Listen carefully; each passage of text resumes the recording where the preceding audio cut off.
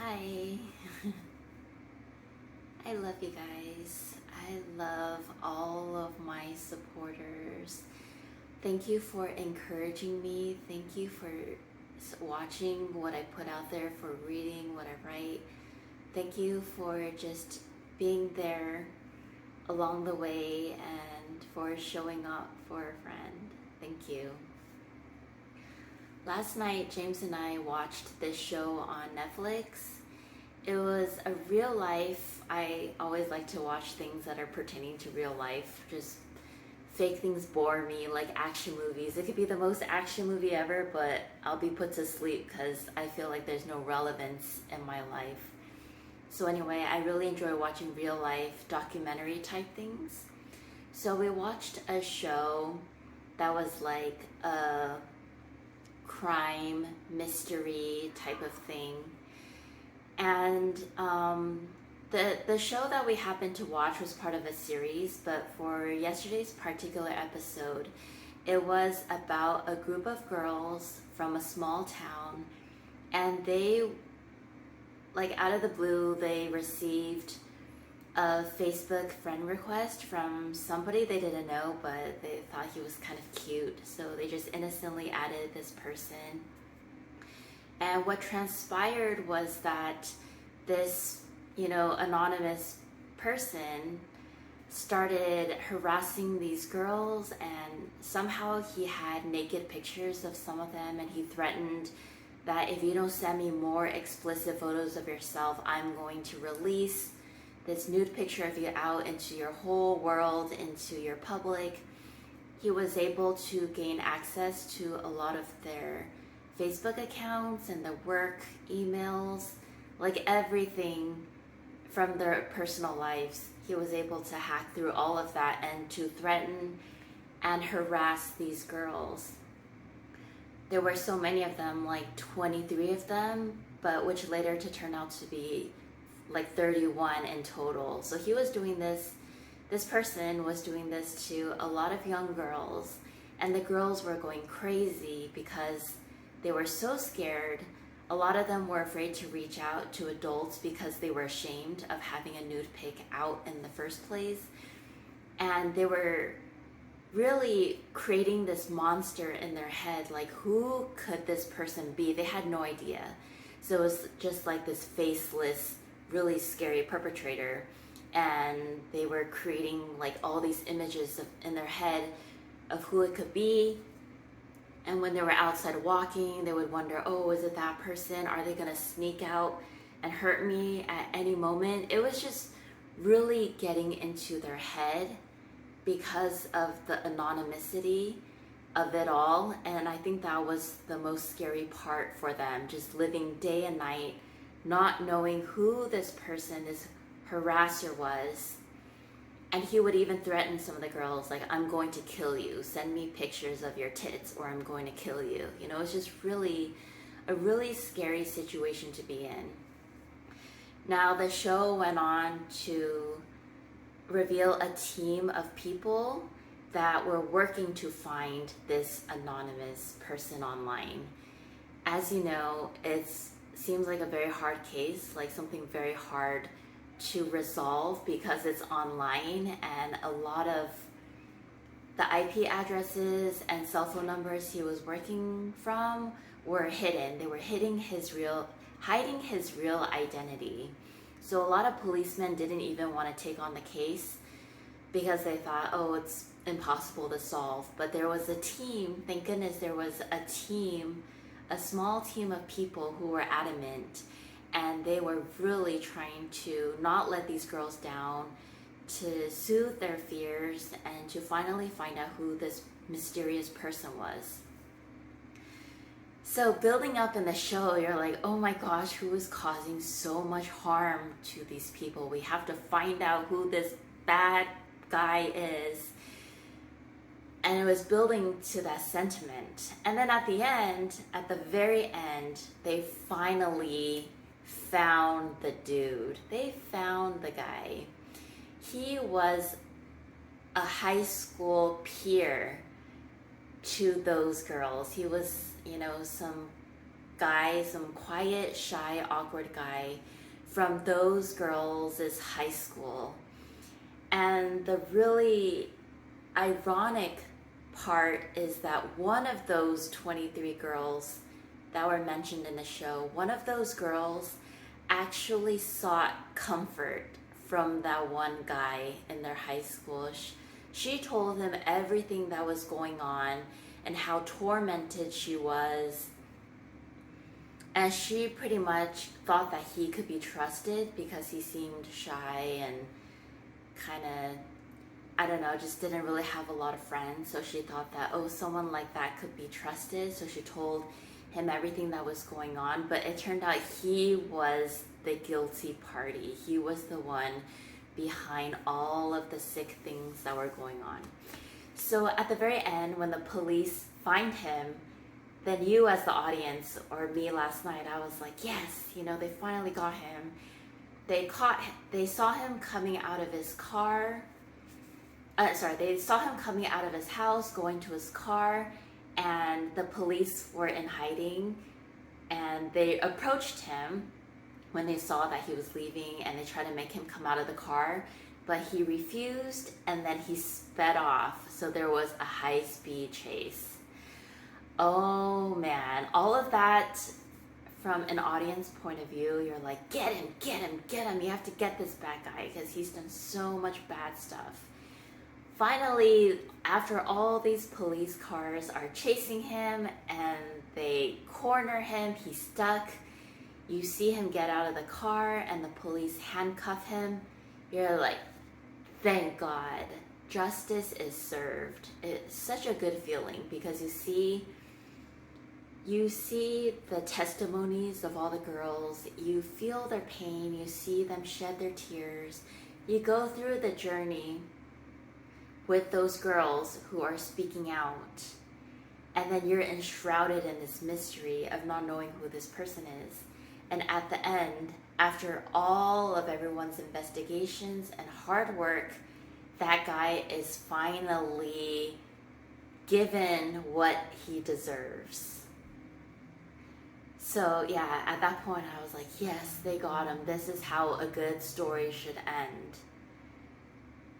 And it was just such a sense of relief and almost happiness, right? But then they got his phone. They got this guy's phone, which had all the incriminating evidence on there, all the explicit photos, all the conversations he had with these girls. And there was also all of his search history, which was, he was busy searching up things, information about these girls in order to hack into their lives. And what the police found was that included in this search history, there's like tons and tons and tons of searches, but there was one search that somebody found in his search history, which they happened to mention in the show, and which I could not stop thinking about after the show was ended, hours and hours later. It just stuck in my head, and I could not forget about the one thing he searched amidst all of these other searches. And what was that one thing he searched that I cannot forget about? He searched, why can't I be a good person? So, in all of this bad stuff he's doing, there was one search. Why can't I be a good person? And that one search is so telling. It is so telling because it is a glimpse into the struggle of his mind. And he is in some kind of battle. He is in some kind of battle with a very strong monster. And it's almost as if he is trying, even if for that brief moment, he is trying to get out of that predicament and to be a better person. There were other parts of the show that kind of revealed what kind of person Ryan was, or that guy, I don't know if I already mentioned his name. But, oh, and I'm sorry if I'm just revealing the entire spoiler of this show. I should probably mark this video with a warning that I may be spoiling the entire show. Oopsie, sorry.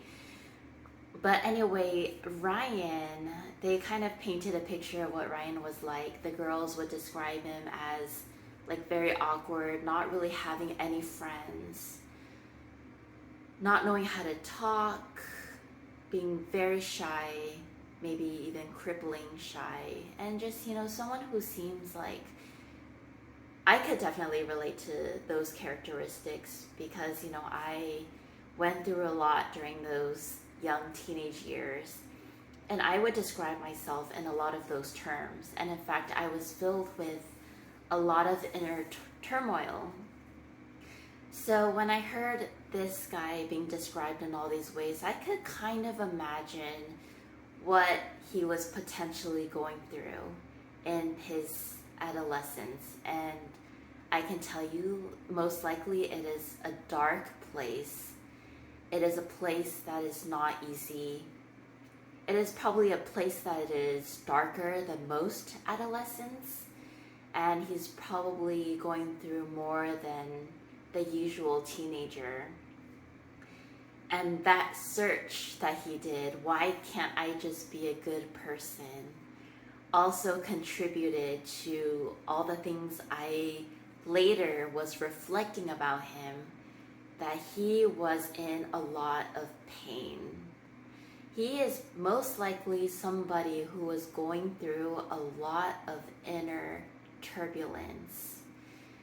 And that just goes down to the overall thinking that I've had most of my life, and especially as of late, that the people who act out in our society, the criminals, the people that do bad things, the people in our jails, those are the most broken, wounded, injured, insecure, and pained people in our world.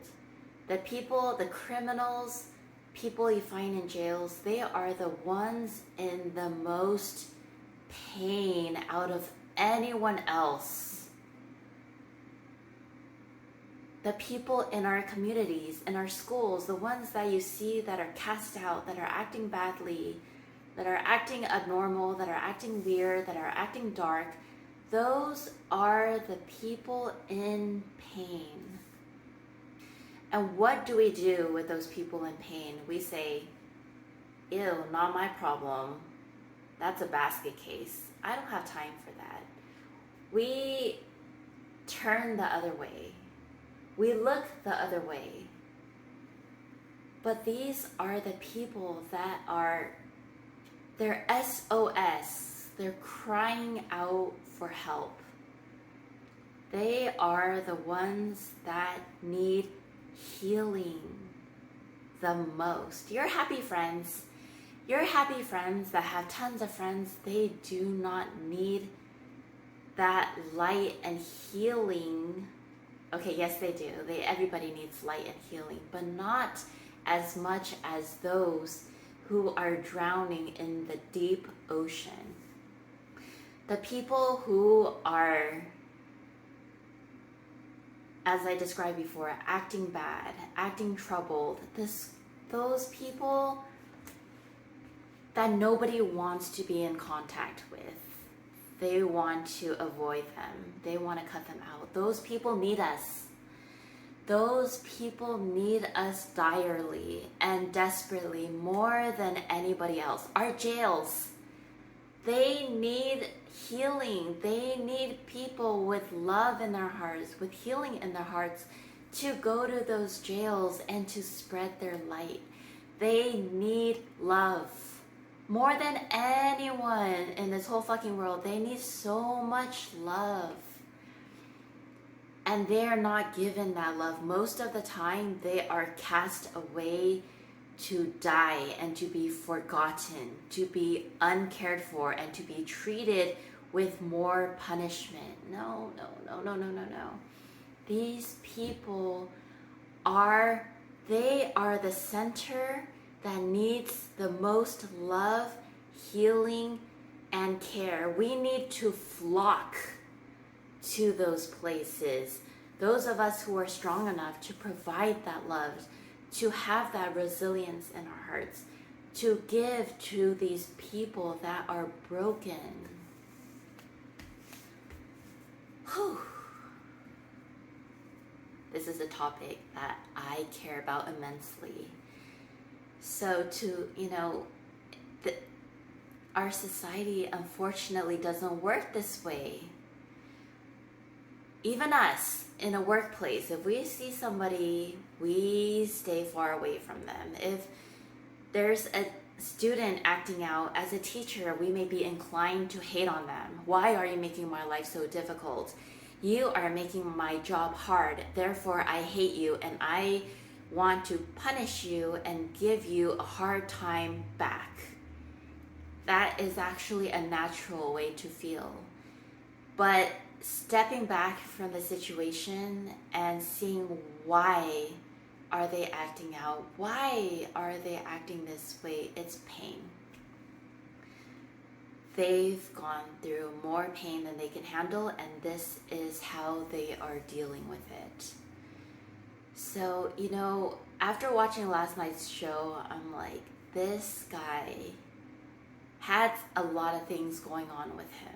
So, yes, during the show, I was like, yes, get him, get that bastard, get that fucker. But afterwards, when I was reflecting on everything, and I thought of that one thing he searched, then my perception changed back to what I normally feel, which is that these people need help.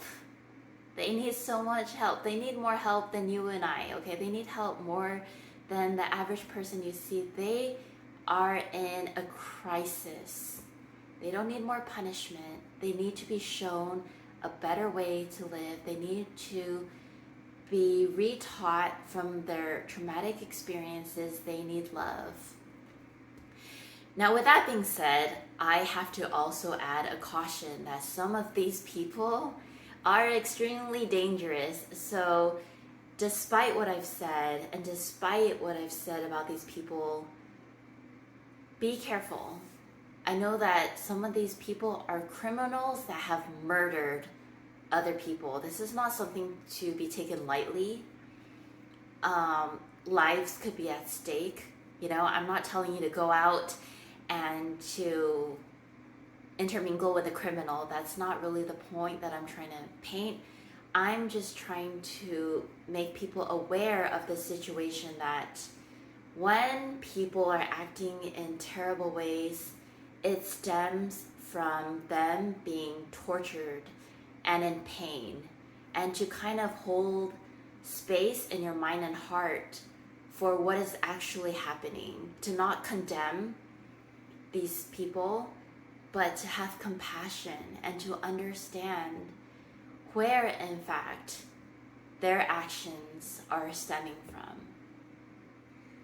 So I don't know, when I think about myself personally, as a teacher, I often came across students that were unliked, that were shunned from others, that even teachers spoke badly of. And personally, what can I do if I'm in that place?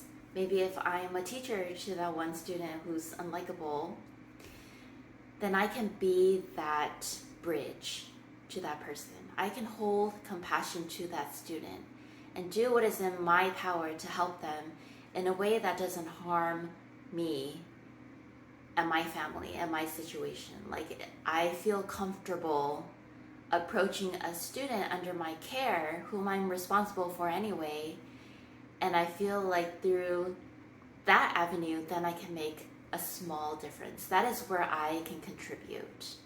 And even if I don't do anything, but just having the awareness and the knowledge at large that those who act out and lash out are actually the ones in need of the most nurturing, that already helps. That already allows me to not contribute to the problem, but to contribute to the other side, which is so rare.